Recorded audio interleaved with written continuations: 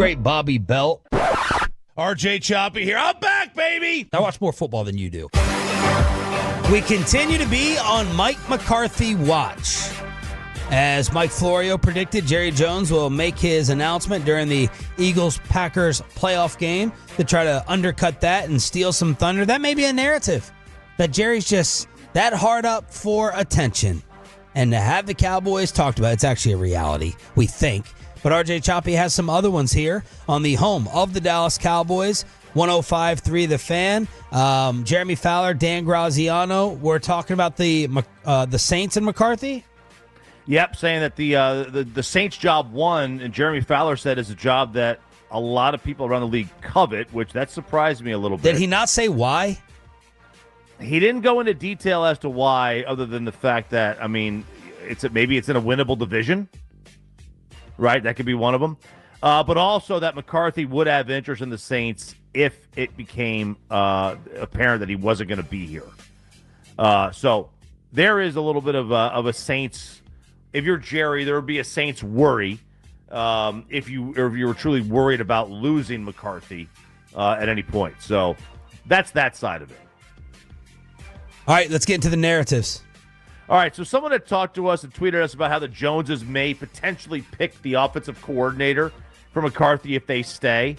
And, you know, that's a job that maybe some people think the coach should pick. And that encapsulates this narrative that Jerry continuously undermines the head coach that he has at every juncture. You know, like, should he have recused himself of hiring any coach after Dave Campo or making any pick after Taco Charlton, right? And that's just not the reality of it. So I was thinking of how big of a deal are these with the franchise, the Dallas Cowboy narrative scales? How big of truths are these?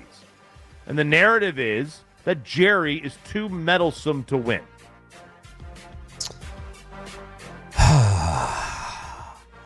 I do think that it's so complicated because I do think, you know, Jerry wants to be the one publicly to make it sound like and look like he knows all the football. But I do think, you know, he gets the football input from McClay, and I do think he listens around the room. My question is, when Jerry like decides to interfere in something, what level of problem is it? Like, I believe Basic's theory about Jonathan Mingo. I believe Jerry was getting destroyed, and he told, it's just a guess, he told Will McClay and the rest, make a deal. Now, Jerry Jones didn't know who Jonathan Mingo was.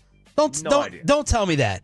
So, did the personnel department, did Will McClay love Jonathan Mingo and say, I like this guy, I think we should give up a fourth? So when I think of the Trey Lance deals and Mingo, I'm kind of blaming Jerry more for that. That counts as meddlesome. Do I think that Jerry goes into a game plan and says, hey, I think you should do this and that? No. Was Jerry responsible for bringing Zeke here? That was a meddlesome, ridiculous decision. When Jerry doesn't allow the weight room to be private, is that meddlesome to winning? If Jerry wants the Hard Knocks cameras out there, is that a distraction? Is that meddlesome to winning? When Jerry talks as much as he does to us, is that meddlesome to winning? What's your answer to those things? I don't know that I would say he's too meddlesome. I don't know, like, because I don't think Jerry is Dan Snyder saying you have to take Dwayne Haskins. You're drafting Haskins. I think if there's a 50-50 flip, you know, and that's not letting your football people pick the best person. That's because my kid went to high school with Haskins. You're going to go ahead and take him. That to me that's meddlesome. Yeah, I think David Tepper's meddlesome when he tells the coach to bench the quarterback or whatever. Like, that's meddlesome. I don't know. I mean, Jerry's job as general manager, like, is to be meddlesome. Yeah. Right? And, like, the GM should be, you know, like, that's so I don't know that he's meddlesome. All right, how about this one? This one kind of is in the same vein, but also not. And, of course, everyone on the fan text is answering yes. Oh, of course. Now, let's just go to a subset here. I would lean towards yes, just because I'm in a real bad spot with Jerry and everyone over there right now. I'm just in a bad mood about him.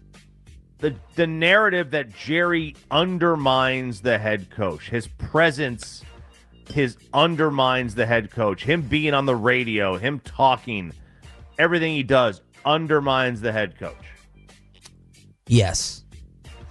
I don't think that Jerry says anything with us that really undermines Mike that much. But just having the press conference at the same time undermines him. I don't. Do you think he commits that many, public issues opposite of what McCarthy's message is? I don't know if they're opposite, but like you talk enough, you're gonna slip. Yep. And when you talk after every game, every home game, and then you talk twice a week, you're gonna slip. I mean, sooner or later. Let's say that's 60 interviews a year that he gives. You're gonna slip. You're just gonna slip up. So, yeah, I do think that he undermines the head coach. He should absolutely not have a press conference the same time Mike's doing his.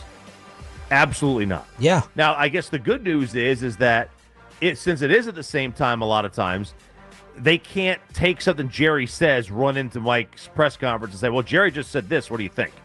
And catch him in a lie. So I guess that is the good thing. But, I mean, I think the fact that, he is so out in front of everything, I do think it undermines the head coach. If he picks the offensive coordinator or the defensive coordinator, isn't that undermining a little bit? Yes. Yes. So I would lean. Yeah. I would lean towards yes with that as well. I agree. The narrative that Jerry puts credit above anything else. Credit? He wants that he puts credit above winning. Like that he wants to get the credit for being his championship over just getting the championship. Absolutely. Absolutely. And I don't know whether you could put credit next to ratings and attention as more important than winning. Just the fact that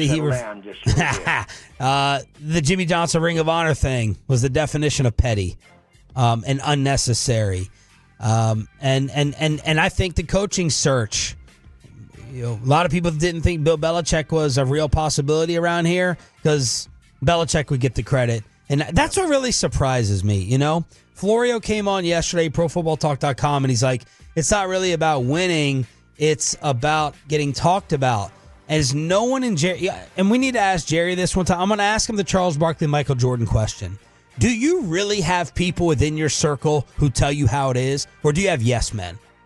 After his interview and blow up with us, a lot of people responded and said, wow, if he acted like that with you guys who he doesn't really employ, he thinks he might have employed in that moment, what is he like behind the scenes? Right.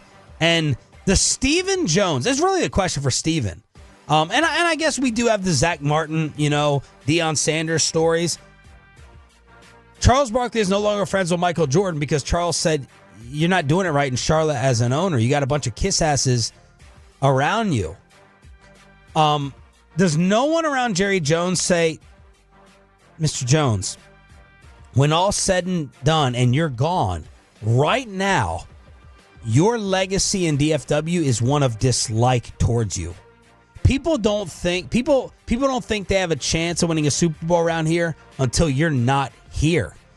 Like, Jerry Jones is going to be a dislike figure right now, Choppy, when all is said and done around here. And if I was Jerry's son, if I was a close member of Jerry's circle, I would tell him that. Like, I know it's important what's more important? To win with your own chosen one, your Jason Garrett, your Kellen Moore, or to, be loved by the city and the Metroplex that you own the team in?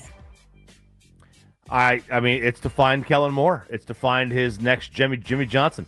I mean, thinking of this, Jerry Jones has as many championships in his tenure as owner as the other three teams in town do combined.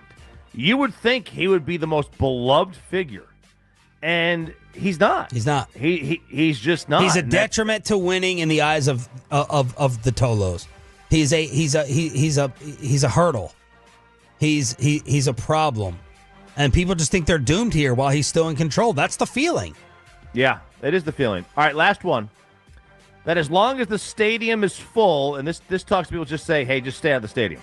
As long as the stadium is full and the merchandise sales are strong, he doesn't care. He's fine. He'll be happy.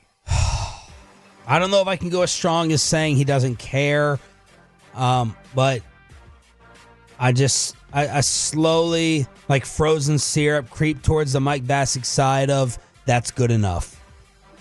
Mike Fisher said something the other day. He defended Micah Parsons. He said Micah Parsons saying we're going to hold the trophy next year, that was a good thing. That was a positive. He talks more about it than Jerry. Jerry the other day in the Post was bragging about being the 6th most winningest team. And a lot of people fact-checked him and said, no, you're actually the 8th or the 9th. I don't remember if the playoffs were counted or not.